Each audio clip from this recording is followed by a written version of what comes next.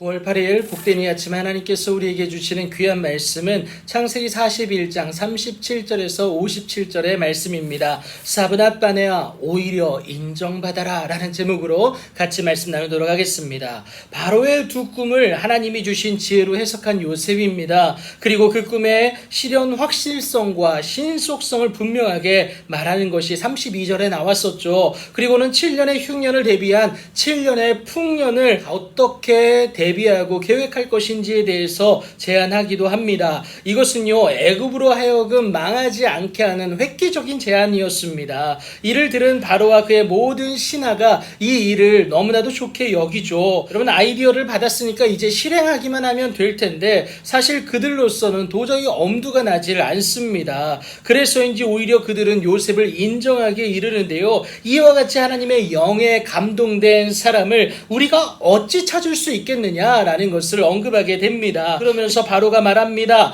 너는 내 집을 다스려라. 애굽 온 땅의 총리가 되게 하노라 라고 하면서 그 선을 분명하게 제시하게 되죠. 그 증거로 자기의 인장반지와 세마포 옷과 금사슬을 주고는요, 그 지위에 합당한 버금수레, 그러니까 여러분 2인자가 타게 되는 수레를 말하고 있는 겁니다. 그 수레에 태워서 백성들 앞에서 이제는 요셉이 이 나라의 총리가 되었다라는 것을 공표하기에 이릅니다. 더불어 그 권한과 그의 안정까지 확실하게 보장하는 것이 44절에 나와 있습니다. 외국인이었기 때문에 애굽은 히브리 사람을 무시했거든요. 그런데 그의 안전까지 확실하게 보장하는 것, 하나님께서 바로를 통해서 모든 것을 한 번에 해결해 주신 것 아니겠습니까? 그리고 요셉에게 새로운 이름을 주는데 바로 사브낫 바네아입니다. 여러분, 이것은요 무슨 의미냐? 은밀한 것을 열어 보이는 자다라는 의미로요, 요셉의 애굽 이름인데 바로의 꿈을 지혜롭게 해몽한 데에서 비롯된 겁니다. 더불어 한 가족처럼 여기고 그에게 온의 제사장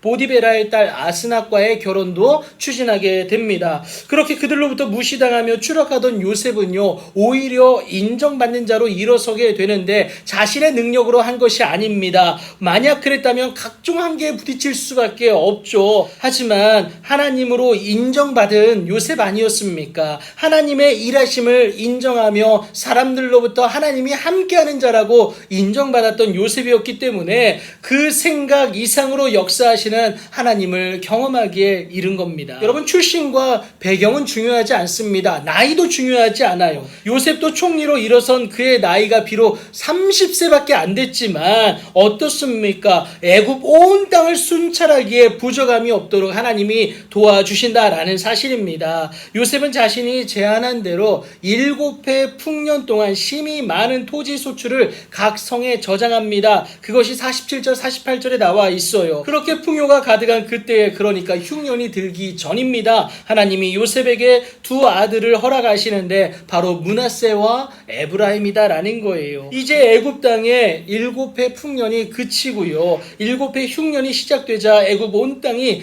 굶주리게 됩니다. 그때 백성들이 바로에게 배고프다고 원성이 자자하니까 바로가 요셉에게 이 모든 일을 일임하게 됩니다. 요셉이 모든 창고를 열고 애굽 백성에게 그 곡물을 팔기 시작하죠. 기근이 온 세상에 임했기 때문에 애굽뿐만이 아니라 각국 백성들도 양식을 사기 위해서 애굽에 들어오고 있는 상황이었습니다. 요셉은 그렇게 하나님이 주신 지혜와 또 감당할 만한 실행력, 그리고 동역자까지 적절히 붙여주심으로 인하여서 이 모든 일들을 문제없이 잘 감당하게 됩니다. 이것을 통해서 세상은 그를 더욱더 인정하게 되는데, 하 엘로힘을 여전히 고백하지 못한 바로와 애굽이었지만 요셉을 통하여서 그 하나님의 일하심을 경험하게 됩니다. 여러분, 우리를 무시하고 비난한다고 해서 세상을 외면하지 마십시오. 여러분, 그들과 선을 긋고 살라고 하신 것이 아니라는 거예요. 여러분, 이 세상에서 살지만